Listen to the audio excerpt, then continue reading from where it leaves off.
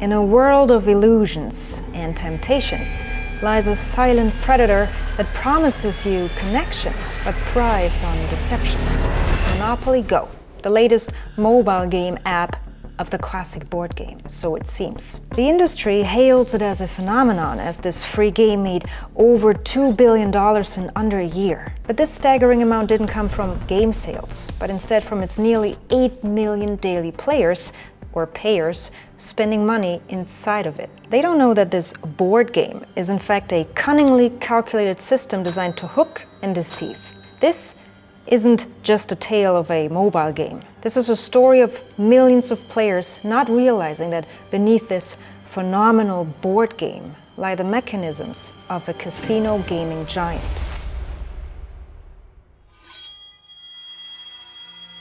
The studio behind Monopoly Go, slyly, made its first headlines when it made $1 billion in lifetime revenue just 7 months after launch, a feat only matched by Pokemon Go. Now at $2 billion, the press celebrates it as a mobile game that made history, never mentioning any comparisons to casino game. Hasbro, the owner of the Monopoly brand, is sending congrats. And slyly too congratulates their hard-working team of Scopelians in the typical corporate make-believe charade.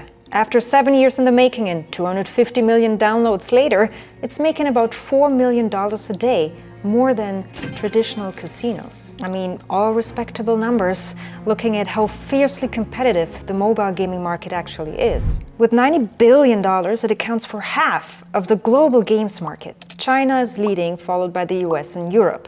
And with 60% of Americans playing mobile games, it's not surprising to learn that the US is publishing most of them. Fast forward and we're swimming in options. 500,000 games on Google Play and another 200,000 on the App Store. No wonder mobile gaming has the highest consumer spending in the world. And Monopoly Go is killing it, consistently ranking top 3 across the world. Surprisingly, those who are playing or paying are mostly the older demographics. You might think it's the familiar, nostalgic Monopoly brand that pulls these folks in, but digitizing Monopoly has been done many times before. From Tycoon to Solitaire and Sudoku, nothing hit like Monopoly Go. So what's its secret?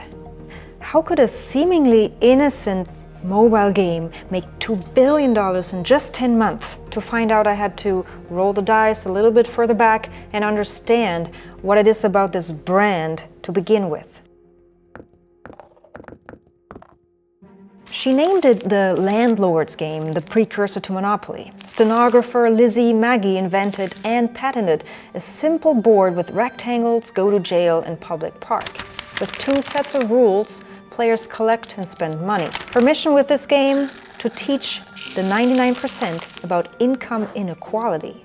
Because back in her day, the US was deep in the Gilded Age with capitalism as the economic system. It was marked by industrialization and the rise of monopolies, controlled by only a few. So Lizzie created the game to show the dangers of capitalist monopolies. Fast forward, and she eventually sold her patent to Parker Brothers for just $500. Renamed to Monopoly, the game sold 2 million copies in 2 years, each at $2.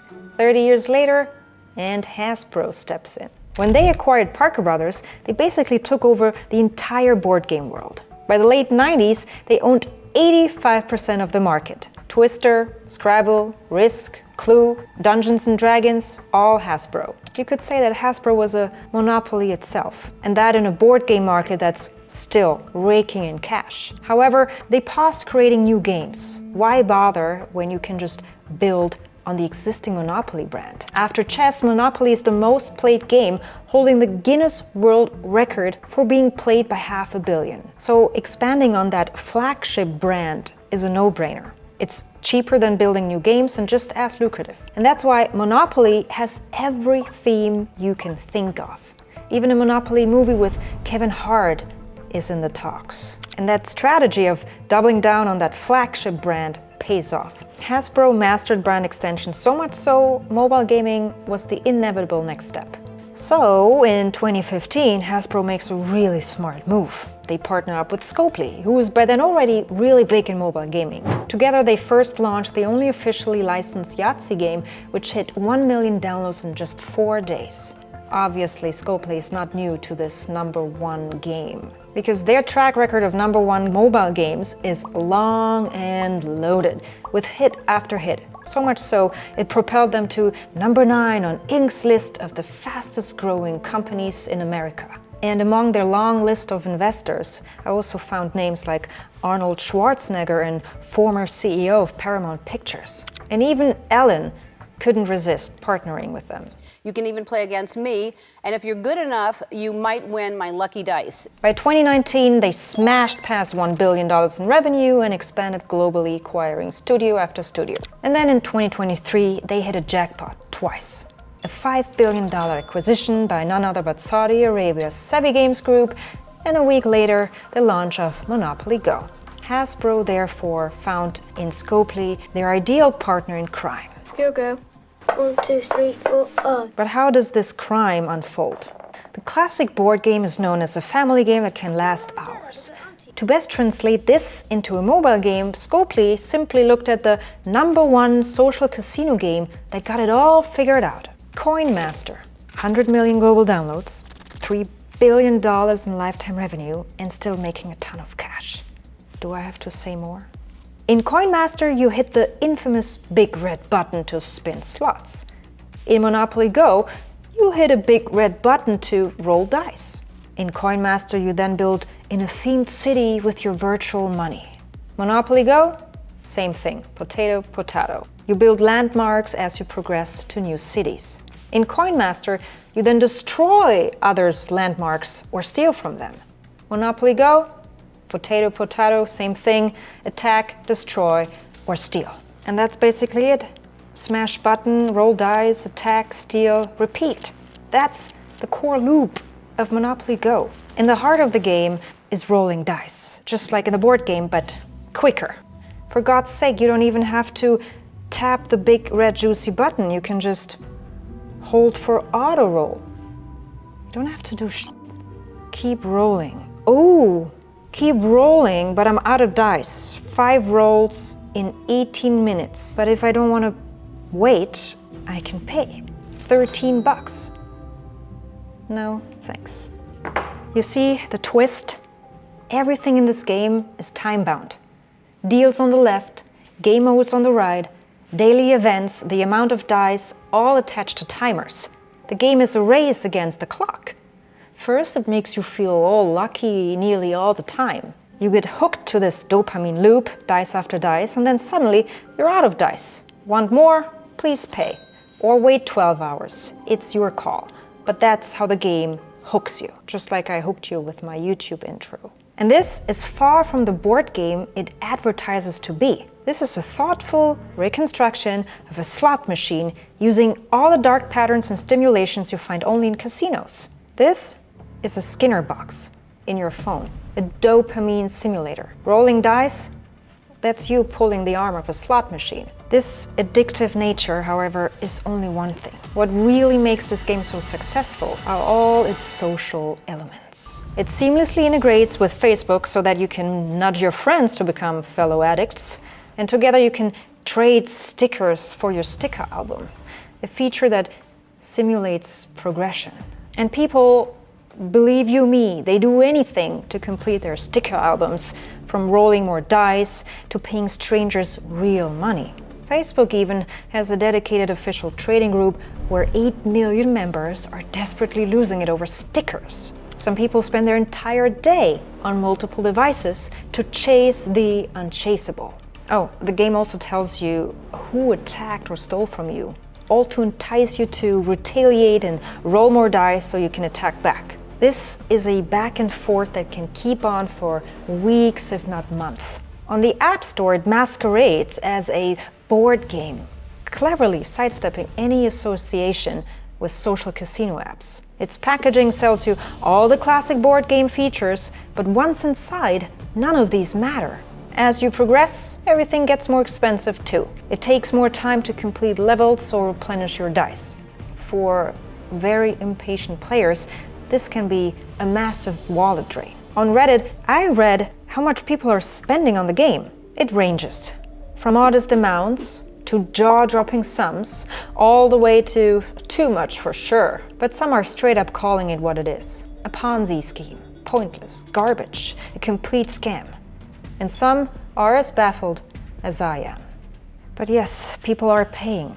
In the industry, these payers are referred to as whales, a term applied to people who spend hundreds of dollars on in-app purchases. A while back, a video made the rounds exposing the predatory tactics mobile games use to milk these whales. In the video, the guy explains how monetization happens in 3 stages, from hook, habit to hobby. In a game, the hook is what gets you into the game to try out a free-to-play game.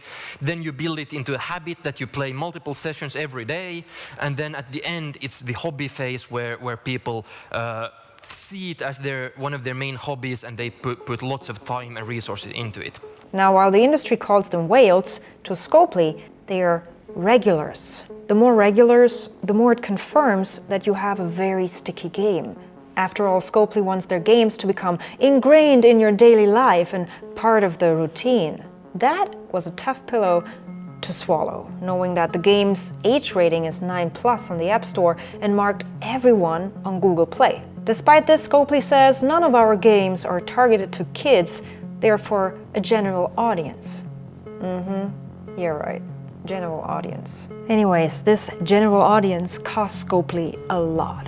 Around $500 million in marketing and user acquisition alone, as much as a AAA game development budget. Just saying. Their marketing approach is aggressive, but that's not surprising given how long it takes for people to install a game and then make a first purchase. 36% need several days of ad exposure to install the game and another month to make their first purchase.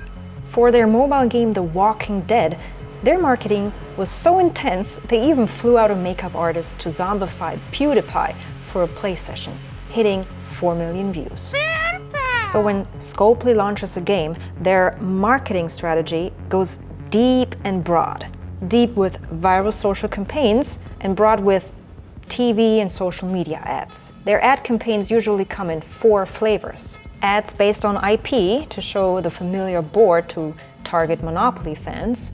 Ads based on wealth and upgrades, targeting those interested in progression. Ads on social interactions, targeting those looking for a social edge. And lastly, there are tons of paid influencer ads too. That I play after school, while I eat, on the toilet. Wait, what? These ad campaigns usually run for 1 to 2 years before they pay off. The idea is to really create a long-lasting flywheel effect, something that I mentioned in my Palworld video, where the end goal is to get players bring in more players, not ads. But until then, it's an aggressive ad campaign and they are effective. But this strategy isn't unique to Monopoly Go. Coinmaster really pushed that envelope when suddenly you could see J-Lo and Cardi B pressing that red juicy button. Is that Jennifer Lopez? Is that Coinmaster? Is that Jennifer Lopez playing Coinmaster? Download Coinmaster now. Come on, I'm waiting right here to your ass. Whoa! Spending a ton of cash on celebrities fits right into the social casino world, a billion-dollar scene. Unlike real casinos, though, social casino games aren't really regulated. Real casinos, they have to watch out for players with problematic gambling behavior and are actually required to step in, otherwise they would face fines if they don't. That's how strictly regulated the traditional casino market is. Social casino games, however, they lack these strict regulations and safeguards against addiction. So there's no obligation for these games to actually monitor excessive gambling. And this lack of regulation means players, especially those prone to addiction, are less protected. Given that social casino apps are also up to 5 times more addictive than traditional games, it's also much harder for players to just delete the app.